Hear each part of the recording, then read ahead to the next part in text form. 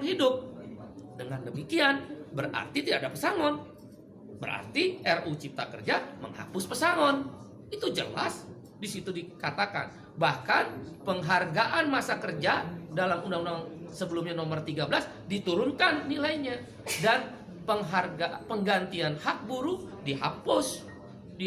Balik ke kesepakatan pasti pengusaha menolak. Jelas pesangon hilang. Yang ketiga adalah penggunaan outsourcing yang masif. Yang sebelumnya outsourcing hanya 5 jenis pekerjaan, sekarang diperbolehkan. Sekarang semua jenis pekerjaan dan tidak ada batas waktu. Seumur hidup anak kita, para ibu yang susah-susah menyekolahkan anaknya, yang berjibaku pontang-panting mencari rezeki tambahan untuk menyekolahkan anaknya, negara membuka ruang. Para agen, saya quote and quote, bukan berarti seperti itu, tapi quote and quote tanda petik, menjual buruh kepada pengusaha-pengusaha yang serakah itu. Karena sekarang bisa melalui agen bebas seumur hidup dan tidak jelas masa depannya. Yang keempat adalah alasannya karyawan kontrak sekarang bebas. Dulu karyawan kontrak harus ada persyaratan. Boleh menggunakan karyawan kontrak kalau paling lama 3 tahun pekerjaan itu. Jenis pekerjaan tertentu, untuk pre-pro, bukan mass product, bukan produksi massal dan sebagainya. Sekarang syarat itu dihapus, dibolehkan menggunakan karyawan kontrak semua jenis pekerjaan dengan batas waktu tidak tertentu. Wahai ibu-ibu dan bapak-bapak, anak-anak kita terancam dengan masa depannya yang dikontrak seumur hidup tanpa kejelasan nasibnya, dan di outsourcing seumur hidup melalui para agen-agen pekerja yang menampung pekerja itu. Berbahaya buat negara ini, terlalu liberal, tidak ada perlindungan negara kepada rakyatnya. Yang kelima adalah social security, jaminan sosial dihapus, khususnya jaminan kesehatan dan jaminan pensiun.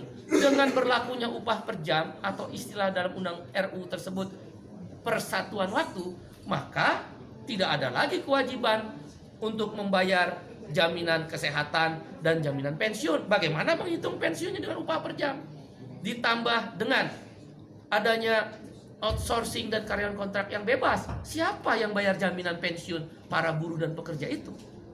Dunia pekerjaan Indonesia terancam, pekerja-pekerja lokal terancam. Ditambah yang keenam alasannya adalah tenaga kerja asing. Dulu harus mendapatkan izin menteri, sekarang hanya sekedar pengesahan tanpa perlu izin menteri. Siapa yang kontrol bahwa buruh kasar tenaga kerja asing bisa masuk? Sekarang saja yang ada izin tertulis menteri bisa hilang, bisa banyak orang buruh kasar tenaga kerja asing masuk. Sudahlah outsourcing, sudahlah kontrak bebas, sudahlah upah murah, sudahlah masa depan tidak ada, buruh-buruh asing bisa bekerja di startup dan lembaga pendidikan sekarang bebas untuk memakai jasa tenaga kerja asing. Itu berbahaya, mengancam pekerja lokal. Yang ketujuh adalah yang kita sebut dengan waktu kerja. Sekarang ini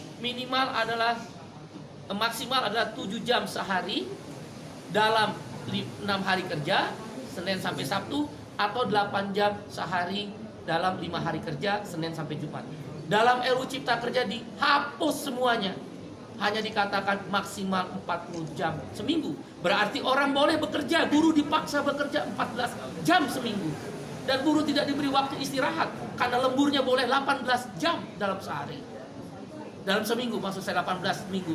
Waktu kerjanya tidak lagi 7 jam atau 8 jam. Ini berbahaya untuk masa depan perlindungan kaum buruh. Dan hal-hal lainnya adalah sanksi pidana dihapuskan dengan RUU Cipta Kerja yang baru ini. Orang tidak bayar, pengusaha tidak bayar upah, tidak ada sanksi pidana. Terlambat bayar upah, tidak ada larangan. Kalau begitu kalau saya pengusaha bisa bayar upah 3 bulan sekali dong. Di mana negara kalau begitu? Kalau memang tujuannya investasi, kenapa tidak ada perlindungan? Kita setuju investasi, yang tidak kita setuju adalah tidak ada perlindungan. Dan kemudian hal lainnya yang ke-9 adalah bahwa PHK jadi mudah sekarang. Nggak perlu lagi ada negosiasi dan perundingan dengan serikat buruh, langsung ke PHI, dan PHI bisa langsung memutuskan Pengadilan Hubungan Industrial. Karena itu kami berpendapat 9 alasan KSPI menolak RUU Cipta Kerja yang sudah resmi diserahkan DPR akan dilakukan perlawanan. Bagaimana kalau kemudian DPR tetap mengesahkan RUU tersebut? Ada 3 langkah yang kami lakukan. 1, aksi besar-besaran selama pembahasan di DPR, maupun kalaulah dipaksa untuk disahkan yang merugikan buruh tadi. Aksi nasional, aksi daerah, bahkan tidak menutup kemungkinan aksi yang melibatkan komponen yang lebih luas. Kawan-kawan mahasiswa, mereka terancam. Begitu masuk pasar kerja, tidak punya masa depan. Para ibu-ibu, bapak-bapak terancam karena mengeluarkan biaya tinggi untuk menyekolahkan anaknya. Tidak punya kepastian masa depan untuk anak-anaknya. Para pemuda-pemuda dan pemudi terancam, nggak mungkin mau menikah karena outsourcing dan karyawan kontrak. Indonesia terancam, darurat terhadap kesejahteraan Indonesia. Karena itu aksi besar-besaran melibatkan semua masyarakat yang lebih luas dan masif akan dilakukan. Di DPR, di pemerintah, di daerah, bahkan boleh jadi secara nasional akan dilibatkan aksi yang lebih besar-besaran. Menghentikan produksi,